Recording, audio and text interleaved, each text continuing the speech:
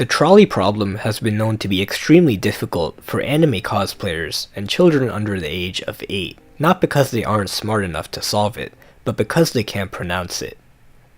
Google claims that there's no easy solution to the trolley problem, but on this channel, there's an easy solution to everything. The nice thing about the trolley problem is that it doesn't actually require any math or any prior knowledge to solve, but it does require some thinking, which might make it harder for children, and also anime cosplayers. There's a train, and it's barreling straight towards a group of 5 people. Now, in the original problem, the 5 people are tied down to the track, so they can't move. In this depiction, they also can't move, but that's because I don't know how to animate them.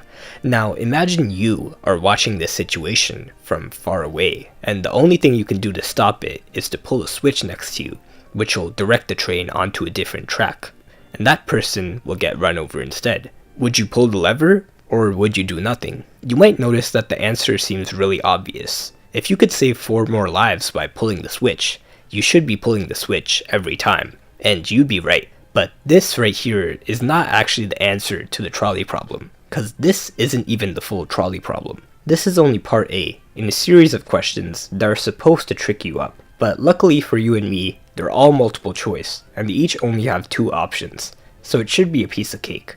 Part A is, would you pull the switch to save 5 lives versus 1? Part B is, would you actually? Now this question is kind of offensive, since it assumes you were lying in the first part. Nonetheless, the correct answer for most people is no. In real life, if you were out there next to the switch, it would be way different. The train must have a sensor, there must be automatic safety mechanisms. The people will somehow the switch might mess something up. Might go to jail just for trying to help. That last reason makes the least sense, considering a 2D stick figure could easily escape a jail cell. But don't feel bad if you end up not pulling the switch. When faced with the life or death decision, the body either goes into fight, flight, or freeze mode. After a quick evaluation, your body will probably decide to freeze and wait for someone else more qualified to make the decision. If you're built different, then the correct answer is yes, you would pull the switch. Now, let's move on to part C, which is called the Fat Man. Instead of 2 tracks, imagine there's just 1 track, with the train about to hit the 5 people. This time, there's no switch you can pull, but you're standing on a bridge over the tracks, and you have the option of pushing a heavy man off the bridge onto the track. He's heavy enough to stop the train and save the 5 people, but he will be sacrificed in the process. Would you push him?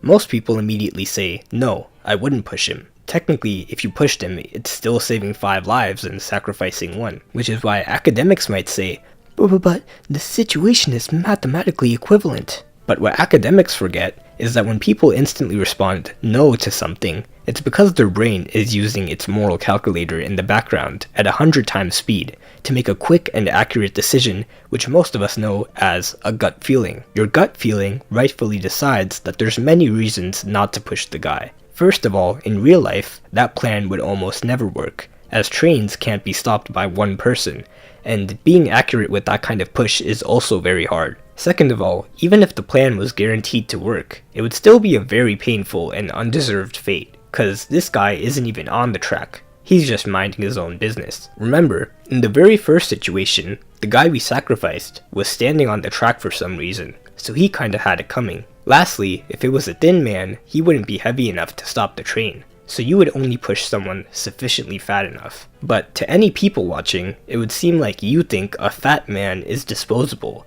but a thin man is more valuable. Not a good look for you. So part C is pretty easy to answer.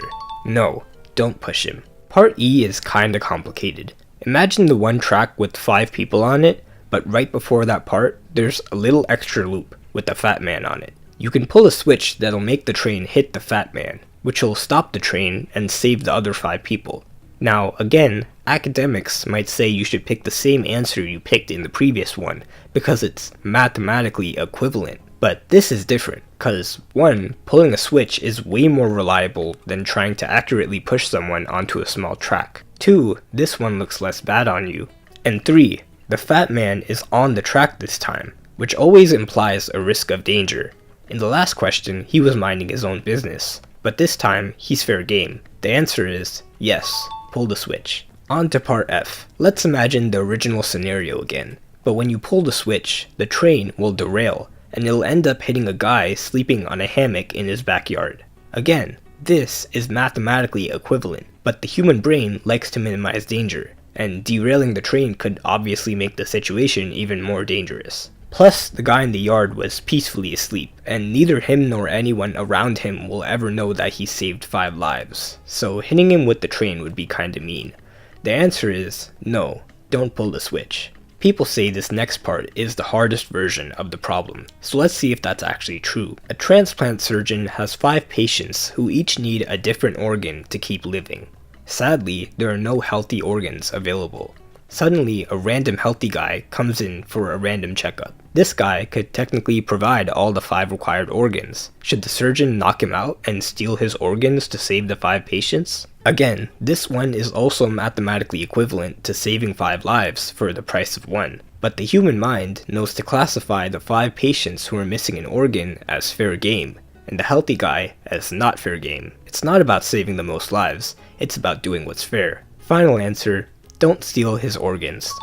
So far, all of these have been pretty easy to answer with just gut feelings. Academics might be angry about how easily we solved the last few, which might provoke them to try and stump us with one final question. How many criminals would you sacrifice to save a Nobel Peace Prize winner? This might be hard for a lot of people, but personally for me, it's pretty easy. Even if the other side of the track was empty, I would still hit the Nobel Peace Prize winner, so I could take the medal and run. There's no particular reason, except I think it would be pretty ironic to get the Nobel Peace Prize by causing needless death. Anyway, I'm taking donations in the form of subscribes to fund the next video.